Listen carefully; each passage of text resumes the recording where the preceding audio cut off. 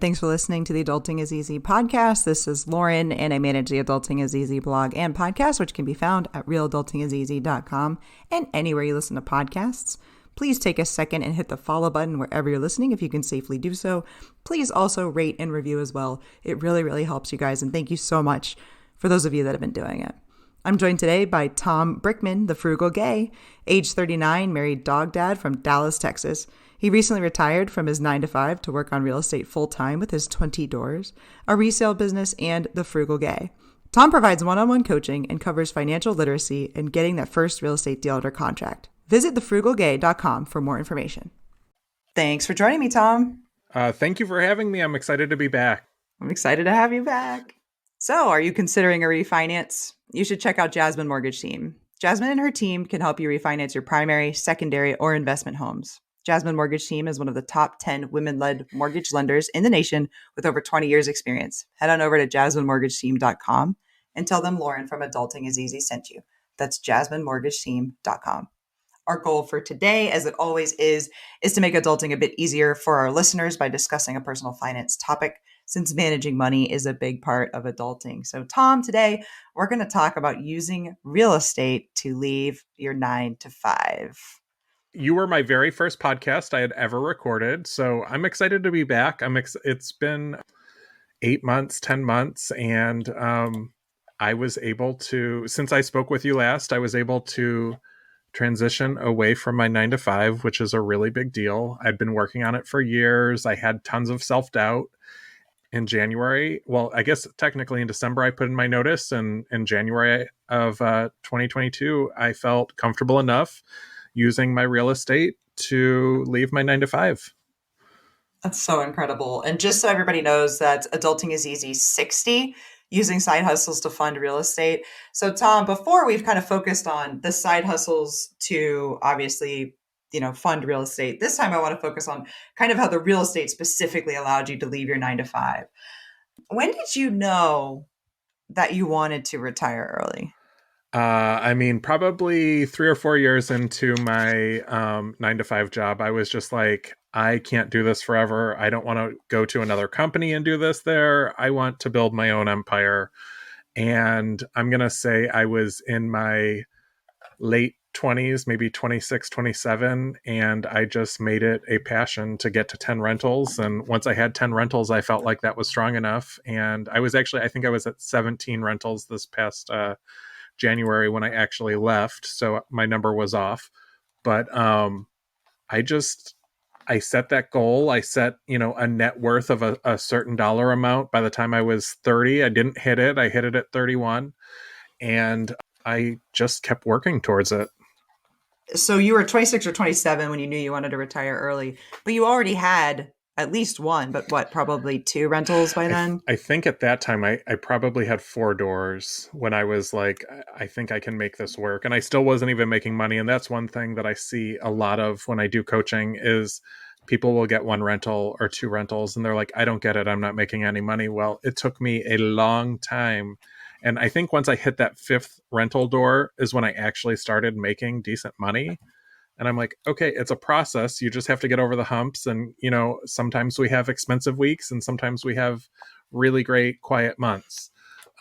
So people love to give up after 1 or 2, but I think I was at 4 when I decided I can do this. This could get me out of this 9-to-5. So what made you keep going if you weren't making money? My stubbornness, and I saw so much opportunity when I really was going at this. This was like 2009, 2010, 2013. And there were so many opportunities in Dallas where I was based.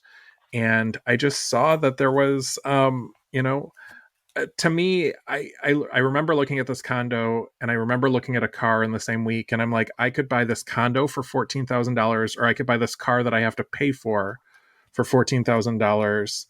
And I can collect money on this condo every single month, or I can pay out money on this car every single month. And I think I really want to buy the condo versus buying a brand new car.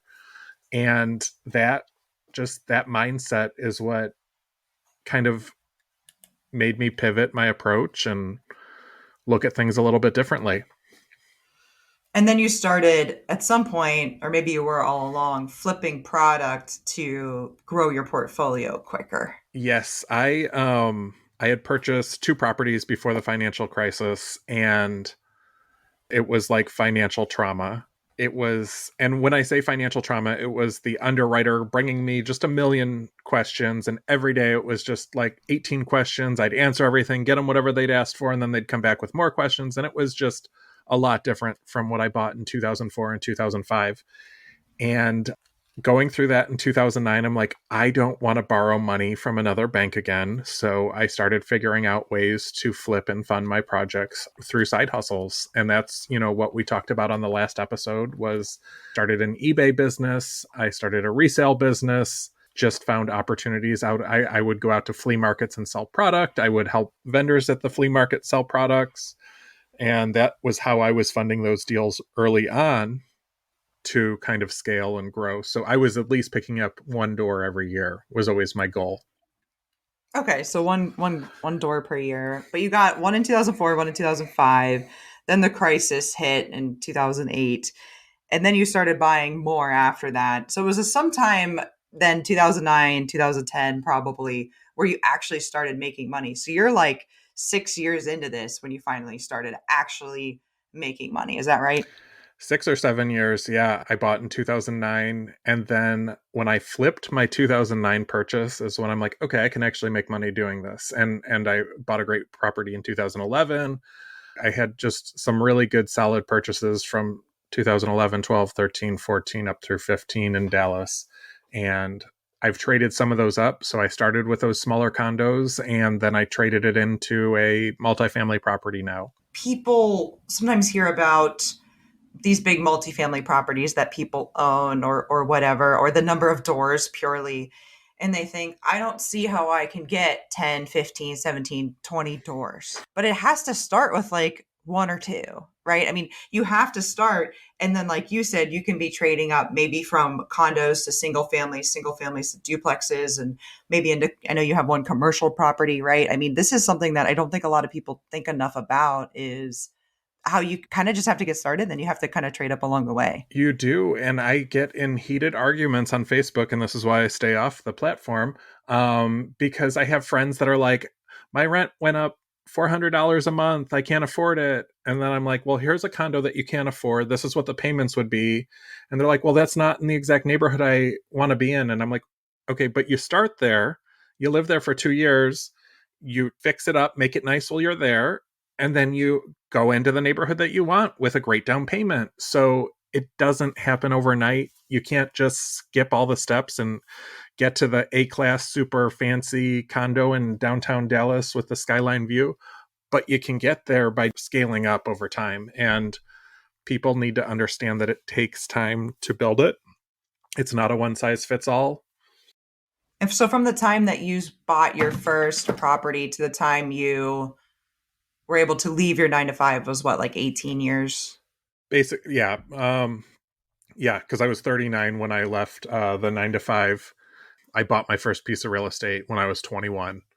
So it took 18 years to, I really could have left when I was 37, but I doubted myself. And it was right before COVID. And if I could go back in time and do it over again, I would have left then because I would not have wanted to go with my past employer through COVID. But it took a lot of time and a lot of practice runs and a lot of expensive fixes and mistakes along the way and bad purchases to get to where I feel comfortable pulling the plug and making a career with real estate and coaching and the Frugal Gay and all the things that I've been working on for the past 15 months. Yeah, which is just so awesome. So once you decide you want to retire early, I think there's, at least for me, there was this initial moment of like excitement, almost giddiness when you figure out the numbers work and you don't have to trade your time for money and your money can make you enough money to pay your expenses. So you go through that, but then does it get hard? What were some of the challenges along the way once you knew you wanted to retire early and getting from like point A to point B? It gets scary, and once I got to point B, I was not mentally prepared because my friends still have 9 to 5, so now I'm alone during the days, and there's lots of doubt from family along the way. They will, be like, oh, I get in arguments still with my mom over buying ugly houses. And a lot of times they just don't get it. And she loves the end product. She's super proud. She'll show off my before and after pictures, but there's doubts from family and friends. And when you have family and friends not supporting you, you're kind of alone on this journey. I have a great supportive partner who totally gets it and saw how much that job was draining me and how much more relaxed and how much more available I am now, which I wasn't available back then. It's hard when you don't have the support. And it's hard when you don't have a good network. And I think that's part of what really pushed me along was I built up a little network on Twitter. And I had these people I could bounce ideas off of and bounce tweets off of and bounce thoughts off of. And getting to where I could do that with other people was awesome because I'm not alone. I'm not the only one. When I still talk to friends and family, they think it's foreign that I'm not going into a 9 to 5 and punching in my 8-hour shift and working it. But I worked for 18 years growing this, and that's my outcome was I don't have to do that anymore. And they see that. And last week when I was in Ohio, I got to sit with my grandma and look at wedding photos and all these experiences that I missed out on while I was working, I can now do. And I can join in family vacations and I can take off a holiday. I have worked every single Christmas and Thanksgiving for 16 years. And that's not cool. You can't get that time back. So owning my time was my goal, even more so than the financial freedom part. But that's one thing that people, okay, so you have enough money, you have enough income, but owning that time is amazing. How did you know you were ready at 39 versus 37? Like what happened to make you feel like you were able to take the leap? So my husband and I spent a month just living off of income from rentals. And anything that he made and anything that I made from my 9 to 5s just went into savings and did not get touched under any circumstances. And I did that twice. I did it 2 months. And I just wanted to make sure that this income was okay with where we're at. And, we had enough coming in that we felt that we did not have to do it anymore. That's awesome. And having a supportive partner is huge. I don't think, though, that you need necessarily super supportive friends and family immediately around you if you can build that online network like you have done, like I have done. I've seen this in myself, but also I've talked to, obviously, I interview a lot of people and people that are part of the financial independence, retire early movement, if you will. And people get excited up front about this. Once they hear about FIRE, once they get this idea of buying cash flowing assets and investing and what that can do for you, that they kind of want to tell everybody, and they think that they're going to tell everybody and everybody around them is going to be as excited as they are, right? And then they're not. And so I've gone through this before where it's just like, you know what? They know enough. My friends and family know enough about what I'm doing and what I know, and they know that I'm here for them. But I have had personally to try to kind of keep those conversations and keep my real estate stuff to the people that actually understand it and care about it. I don't know if that's been your experience as well. 100%. You want them to be excited. You want them to be there with you, and they are upfront, but it's not something that a lot of people will follow through with. So yeah, I've had similar experiences. So Tom, you mentioned what you wanted to do was own your time. It wasn't about the dollars amount or how much money you had or your net worth. It was about owning your time. So tell me a little bit about what that means for you. Owning my time, and since January, has been amazing. And basically what that means is if I want to take a vacation, last month, I took a vacation to Mexico. We drove up to Houston one weekend. We drove to Oklahoma one weekend. And just being able to spend time with friends and family without any constraints, not asking for PTO, and being able to be present. And that's one thing. As a 9 to 5, I would come home so drained. And the last thing I wanted to do was sit and talk and do this and do that. I was drained, exhausted, tired, sore. I just wanted to go to bed. So now I have control over that. And I still get up at the same time, even though I don't have a job. I'm usually up at 6:30 or 7. And I go to the gym and I do things that I value instead of things that a company is paying me to do. And if I don't want to do it, if I don't want to go to a rental and pull out carpets for a renovation, then I can pay someone else to do it. And that's part of, owning your time. Do you want to commit to this project, or is this just something that you're using to, I don't know, fill time? Not asking somebody else for PTO sounds I love awesome. it. I've gotten my hand slapped even on with unlimited PTO before. It's one of the best things now, always. Whenever I'm doing something, like when I was up in Ohio, I'm like, it's the middle of May. This is a busy time in the industry that I was in. I would never be allowed to be up here right now. So this is awesome that I can go on a walk and walk down to the zoo and spend the day walking around the art museum when I'm done there. And I love having that flexibility. That when I booked the Mexico trip, I booked it 10 days before. It was a great deal. I went and met a friend, and I spent 3 nights, 4 days in Mexico, just walking around, going to museums, going to good restaurants. And I couldn't do that before. I didn't have control of my time because someone else dictated to me, no, you can't have that time off, or yes, you can have that time off. How do you balance feeling productive? I think for me, when I think about my job and I think about almost being entitled to PTO, right? I'm entitled to this week off. But when you don't have to ask anybody, there's no entitlement for it. Like, how do you balance when it's time to work on maybe the rentals, or when it's time to go on vacation, or when it's time to do this or that? As I transitioned away from my job, I really started using my calendar, and I only fill my calendar with things that are important to me. And today I did the gym before this. I've got this podcast recording. I'm going to look at a house at noon, and then I have a coaching session at 3:30 this afternoon. And those are things that matter to me. So I fill the calendar with things that are important. And I got to go to a wedding a couple weeks ago. And these are things that I just, they weren't priorities because my employer was saying, you need to be here. We are the priority. And now I can build something that is important to me. So I fill my calendar with things that are important. And there's days that tomorrow is super light. So maybe I'll go work on a rental tomorrow. I fill it with things that are important to me. And that's one thing, owning your time wise. You have to, what's important to you. I think it's important to me to sit with my grandma last Wednesday and look at wedding photos with her from when she got married 60 years ago. That's important to me. So it went on my calendar. That's so cool. And the idea of having a calendar when you're retired might rub some people the wrong way, but that's what works for you, right? Having lists, having things, having a schedule a little bit, and that's okay, right? Yeah, because the lack of structure and not having to get up and be at work at 7 a.m. is tough. And it's not something that I was mentally prepared for. I've listened to a million different podcasts. I've read a lot of different books, and I was not ready. So I found out after week 1, okay, I got to start using this calendar, and I got to start putting things on my calendar so I can map out my days.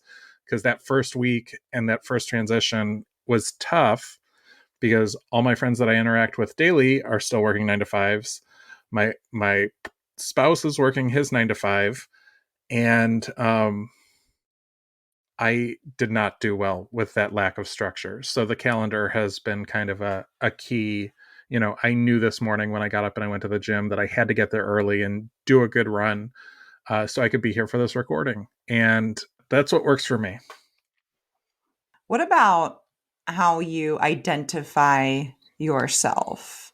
I think in America, at least, I can't speak for the rest of the world, but what do you do is like the first question we ask. And I even think of myself that way. And I think of how I feel about myself and my confidence is sort of related to I have a career and I have a high paying job and things like that. How does that work with like how you think of yourself when you don't have a job? Was that weird? Is that weird? It is weird.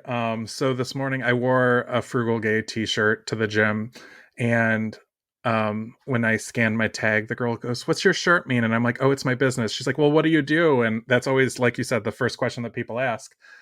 So I identify as a real estate investor because I talk about it the most, and I make a lot of money from real estate investing, from rentals, from collecting rents. But that's kind of been a transition for me because I was always a movie theater employee, which is what I did for the last 15 plus years. It's just different. It's, people are like, okay, well, what do you invest in? How do you invest in real estate? What are you doing? And there's so many different real estate investors and different networks out there that they just start asking questions. So that's how I identify now as a real estate investor, and people are more comfortable with that answer than I've retired early. Speaking of comfortable, are you comfortable with your financial situation? Like, I'm not going to have to get another 9 to 5. Is there any worry about that?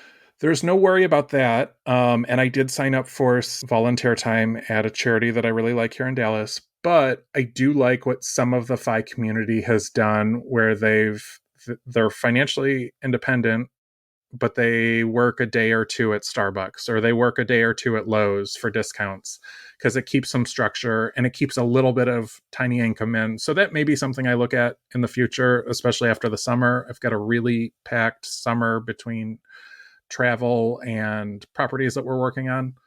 But I don't know that I would ever go to a high level type of management. You need to answer to the vice president position again, because it's draining. And I can just say this, I took a part-time job back when I was in debt, back right when I first moved to Texas, and I worked at Ross, and I was an employee, and I think it was $8 or $9 an hour. And I loved it because I had no responsibility. I could go in there 1 or 2 days a week. I could clean my section up. I could ring on the register, and I could go home and completely forget about it. And I think that's something that I would do again, but I don't think going back to a management position, or even needing to go back to that, would be something that I would consider doing. So, what does retiring mean to you then? It's going to bounce back to the owning your time. So when I got the wedding invitation, it was opening weekend of a big movie. I would have never been able to go to this wedding if I kept that job. So I picked up and we went to the wedding, and it just opens doors to opportunities that when I was constrained, I couldn't do. I couldn't invest in even certain properties, because, like, for instance, the property I'm looking at today, it's a 1 day, it's an auction.